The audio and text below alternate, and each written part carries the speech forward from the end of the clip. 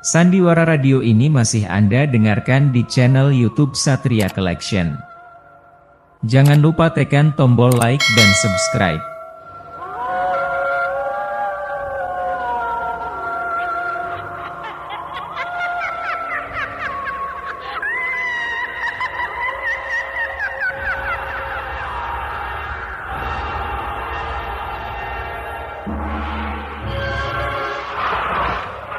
Khas Adiasmara dengan bangga mempersembahkan serial Sandiwara Radio Misteri Mak Rompang, Misteri Mak Rompang, Misteri Mak Rompang.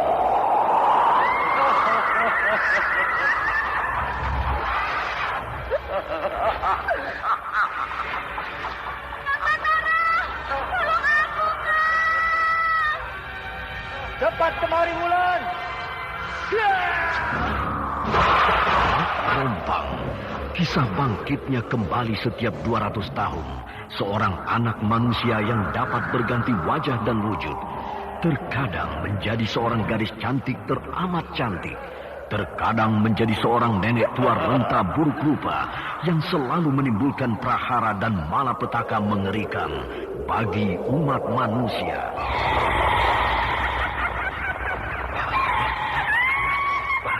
Kita dalam bahaya. Sudah, cepat tinggalkan tempat ini. Tunggu, Kalira. Aku mau menutup warung dulu.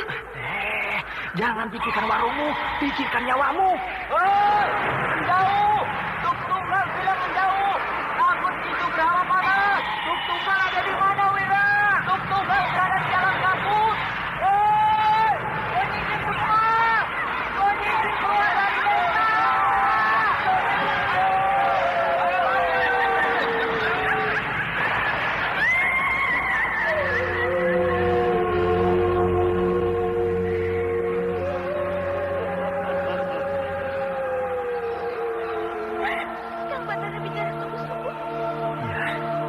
Karena saya mencintaimu, Wulandari. Mak Rompang diselingi pula tawa ria penuh canda serta kisah cinta kasih yang penuh dengan liku-pilu kehidupan dari dua insan manusia. Awas di belakangmu, Wulandari!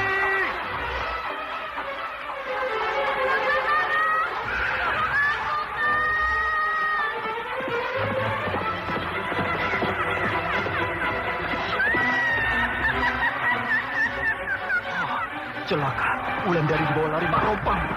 Dia.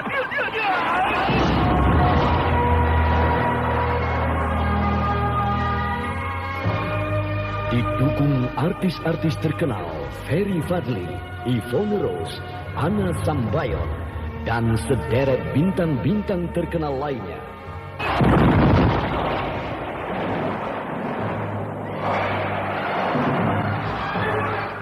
Ikutilah episode keempat, Rembulan Telaga Sore. Rembulan Telaga Sore. Rembulan Telaga Sore. Dia memang gadis yang bisa memberi kekuatan padaku. Marilah kau mendekat ke tepi ranjangku ini. Tidak, aku tidak mau. Kamu mengerikan. Mengerikan aku.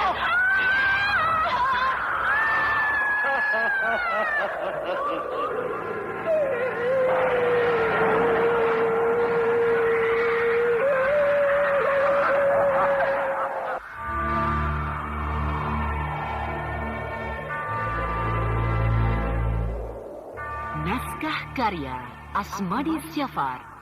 Seri yang ke-10 ini didukung oleh Endang sebagai Suni, Naryo sebagai Kisabrang, Yvonne Rose sebagai Wulandari, Suryadin Tanjung sebagai Diro, dan pembawa cerita Nedi Sumardi.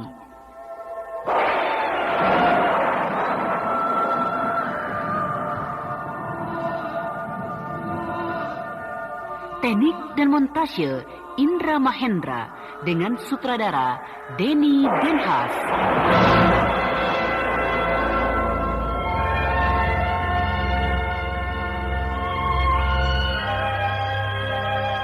Pada kisah yang lalu diceritakan, Wulandari masih saja diikuti oleh pemuda jelmaan Ki Sukra. Walau Wulandari sudah berusaha menghindar dari pemuda itu, namun Wulandari tidak tahu kalau pemuda itu bukanlah manusia biasa. Dia adalah jelmaan calon suami Mak Rompang yang telah meninggal ratusan tahun yang lalu. Ketika Wulandari sampai di desanya pada malam hari, kembali pemuda Sukra bertemu dengan dia. Wulandari merasa heran. Di tempat yang lain pada desa yang sama, Batara pun sampai pula. Dia langsung menemui neneknya, bahkan dia langsung menuju rumah Wulandari.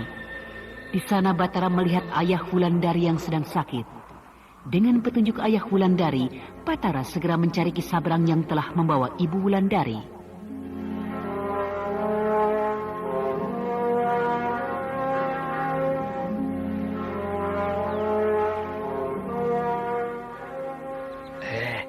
Kenapa kau cemberut saja pagi ini, Suni? Hah? Kau menyesal? Kau tidak suka aku perlakukan seperti tadi malam? Saya suka Ki Sabrang. Cuma saya takut kalau janji Ki Sabrang itu cuma alasan saja untuk bisa mendapatkan diri saya. Kau rupanya meragukan janji-janjiku, Suni.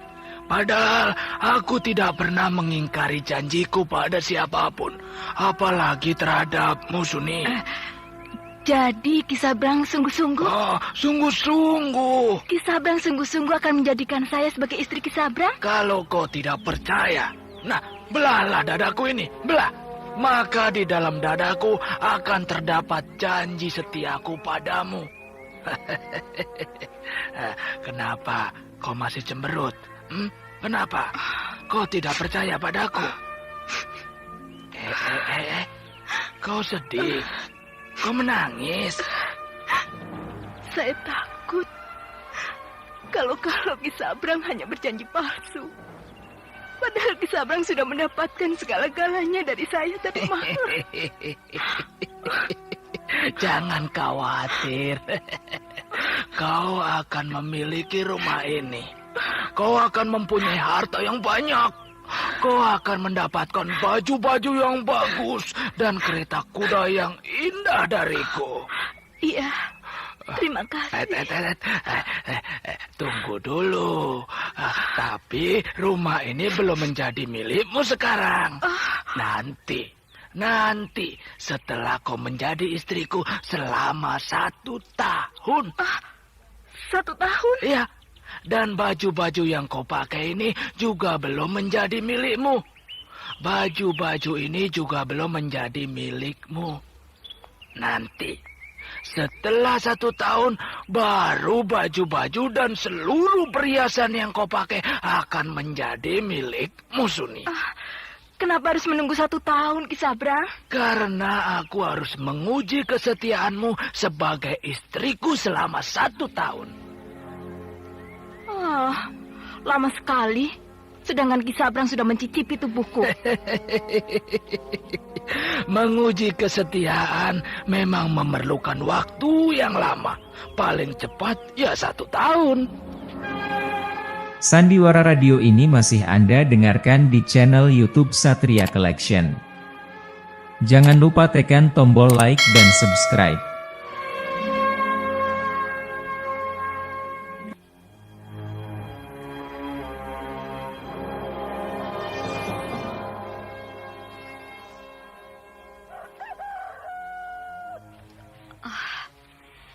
Siapa yang berdiri di halaman rumahku itu?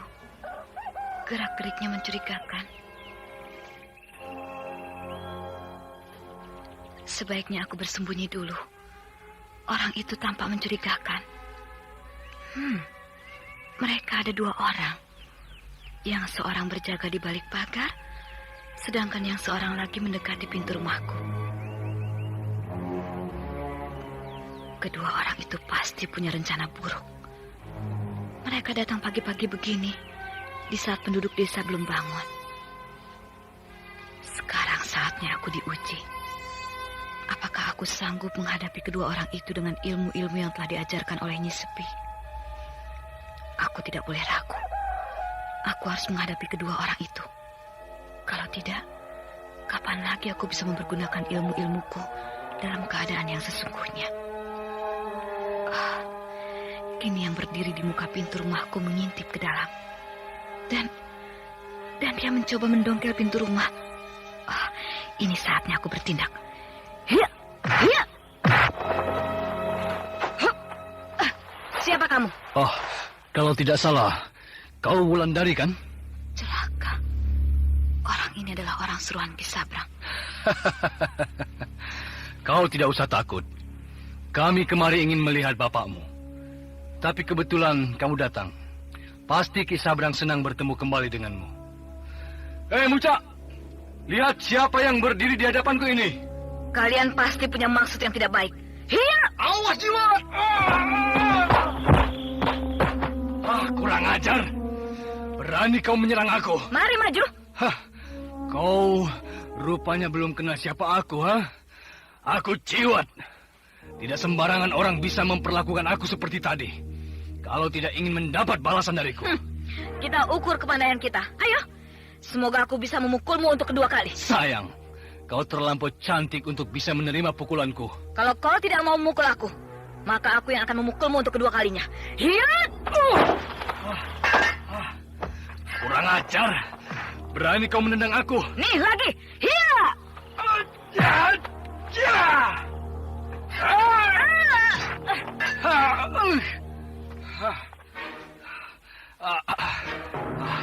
Aku tidak menyangka kalau kau bisa juga berkelahi Wulandari.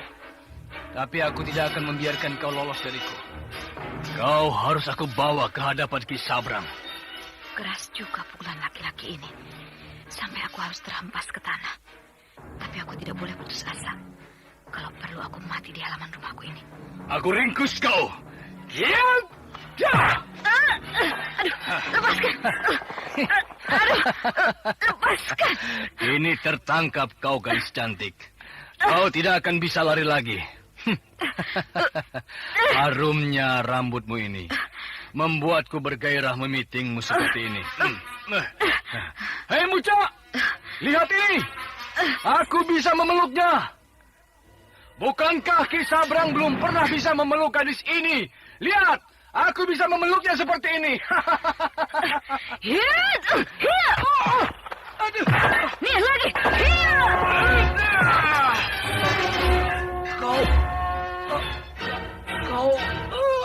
Kau patahkan tanganku. Muca, bantu aku. Mari maju menolong temanmu ini. Muca, kenapa kau lari? Bantu aku. Nih lagi.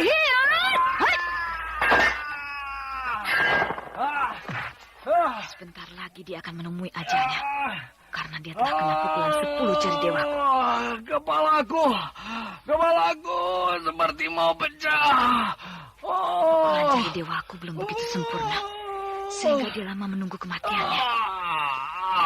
Kau bunuh. Mati dia. Sayang kawannya tadi lari. Kalau tidak, tapi baru sekali ini aku membunuh orang. Ngeri juga melihat dia meregang nyawanya.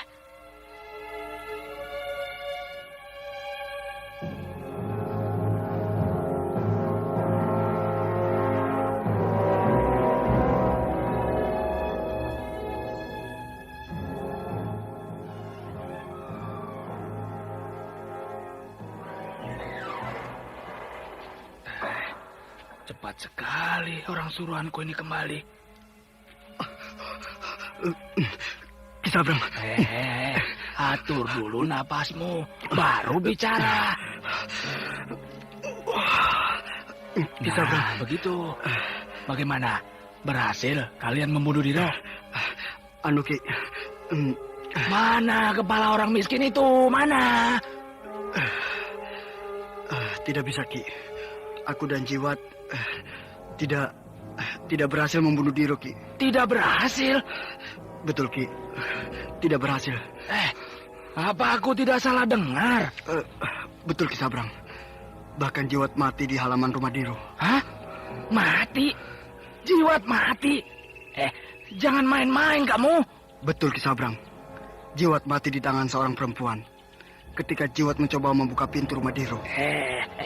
Berita macam apa ini? Hah, siapa perempuan yang membunuh Jiwat? Hah? Perempuan itu sudah Ki Sabrang kenal. Bahkan Ki Sabrang sangat kenal dengan dia. Siapa? Jangan kau buat aku menebak-nebak. Perempuan itu Wulandari, Ki. Siapa? Wulandari? Betul Ki Sabrang. Perempuan itu adalah Wulandari. Kau jangan bicara yang bukan-bukan, Mucak. Pasti kalian sedang berhadapan dengan perempuan siluman yang menyerupai Wulandari. Tidak, Ki. Saya kenal betul wajah gadis itu. Saya kenal betul suara gadis itu. Karena beberapa bulan yang lalu, saya dan Jiwat menjaga dia. Ketika Ki Sabrang menawannya di rumah Ki Sabrang yang dulu. Mana mungkin. Wulandari tidak bisa apa-apa. Membunuh semut pun dia tidak bisa, apalagi membunuh orang. Tapi saya benar-benar menyaksikan Wulandari membunuh Jiwat, Ki Sabrang. Gadis itu hebat, ilmunya tinggi. Kalau hanya dengan Wulandari saja, kalian sudah menyerah kalah. Mana kehebatan kalian? Mana? Mana jaminan dari Kisono Keling bahwa kalian adalah perwira-perwira andalan Singosari? Ki Sabrang, jangan membawa-bawa Singasari dalam kejadian ini. Kalau tidak mau aku membawa-bawa Singasari, buktikan padaku bahwa kalian tidak bisa dipermainkan oleh gadis ingusan itu. Mana bisa kalian dikalahkan oleh Wulandari? Mana bisa? Aku tidak percaya laporanmu, Mucak. Kalau Ki Sabrang tidak percaya, silakan lihat di sana, di depan regol itu. Mayat siapa yang saya letakkan di sana? Kalau bukan mayat kawan saya Jiwat. Ki Sabrang, sudah 2 orang kawan saya gugur selama bertugas di tempat Ki Sabrang ini. Jadi Ki Sabrang mempunyai 2 tanggungan nyawa kawan saya. Aku tidak peduli. Kalian bertiga lama di sini bayar. Aku gaji.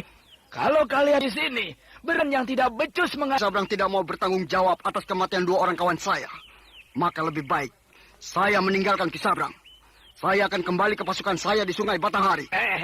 Tunggu. Jadi, betul Wulandari yang membunuh Jiwat. Apakah perlu saya ulangi laporan saya, Ki Sabrang? Ya. Baik. Aku percaya laporanmu. Nah, ini hadiah untukmu. Terimalah. Terima kasih, Ki. Tapi ingat, kau tidak boleh bilang pada Kisono Keling bahwa Jiwat mati di tangan seorang perempuan ingusan itu.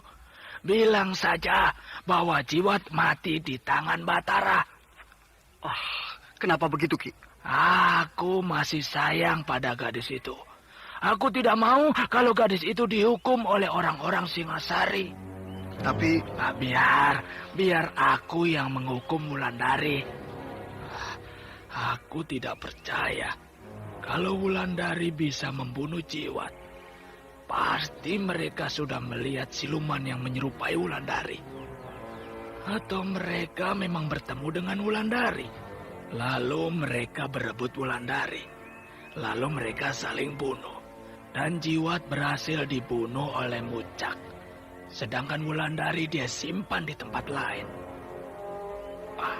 Kurang ajar. Kalau memang benar perwira Singasari ini menyembunyikan Wulandari, maka akan aku hukum dia. Tapi bagaimana aku bisa menghukumnya? Melawannya saja aku tidak sanggup. Dia seorang perwira yang terlatih, sedangkan aku hanya seorang pedagang yang sudah tua renta. Aku yakin dia sudah mendapatkan Wulandari.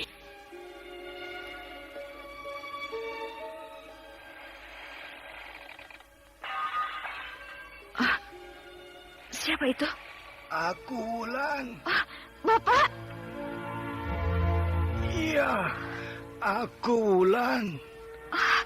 Kenapa Bapak sampai berada di balik para dapur ini? Aku takut. Takut apa? Tadi aku mendengar suara ribut-ribut di luar. Suara orang berkelahi.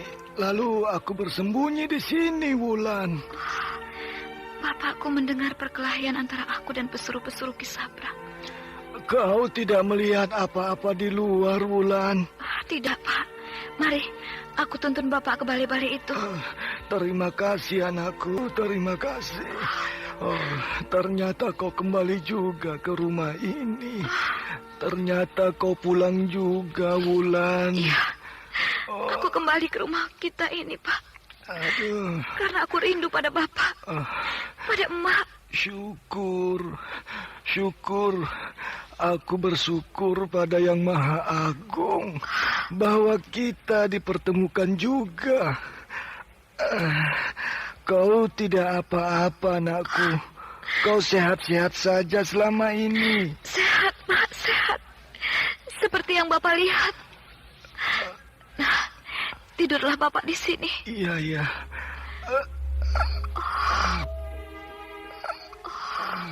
Bapak rupanya sakit keras. Aku sakit memikirkanmu, Wulan. Tapi semoga aku bisa sembuh setelah melihat kau ada di hadapanku seperti ini. Akan aku rebuskan air buat Bapak. Tidak usah. Duduklah rapat-rapat dekatku, Wulan. Iya, Pak. Kau sekarang gemuk, Nak. Pasti kau sudah diselamatkan oleh orang baik hati. Iya, saya diselamatkan oleh seorang perempuan tua yang baik. Bahkan saya diangkat anak oleh dia. Dalam dunia yang sedang keruh begini, di dalam negeri yang sedang rusuh begini, masih ada rupanya orang baik padamu, Wulan. Iya, Pak. Kadang-kadang saya suka membandingkan pada Emak. Kenapa orang itu begitu baik, sedangkan Emak sendiri tidak pernah memperhatikan saya. Aduh, Makmu bukan manusia, Wulan. Mungkin dia iblis yang berwujud manusia. Buktinya, aku sakit begini, tega dia meninggalkan aku. Emak meninggalkan Bapak? Kemana, Emak? Dia pergi dengan lintah darat itu, Nak. Kisabrang? Iya. Akan aku susul, Emak. Tidak usah, Nak. Di sini sajalah kau menemani aku. Tapi Emak dalam bahaya. Batara sedang pergi menyusul emakmu. Kang Batara? Iya, anakku. Kang Batara masih hidup? Bukankah Kang Batara? Batara tidak gugur di medan perang, Nak. Yang gugur itu adalah Purnala. Betul begitu, Bapak? Betul, Wulan, betul. 2 malam yang lalu dia datang kemari melihat aku. Lalu dia bergegas pergi mencari ibumu. Yang Maha Agung. Betul rupanya mimpiku itu. Engkau telah memberi petunjuk pada hamba-Mu ini. Wulandari masih bersujud tanda gembira. Dia memanjatkan doa syukur saat itu juga kepada pencipta alam. Sementara bapaknya mengusap-usap rambut anak yang sangat dicintainya itu. Nah, saudara pendengar, apakah mereka akan berjumpa, Wulandari dan Batara? Untuk mengetahui jawabannya, ikutilah lanjutan cerita ini pada seri berikutnya.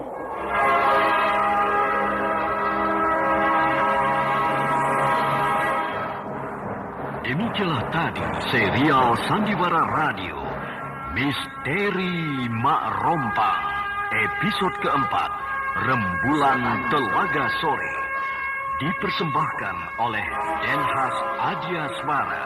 Terima kasih atas perhatian Anda. Sampai jumpa.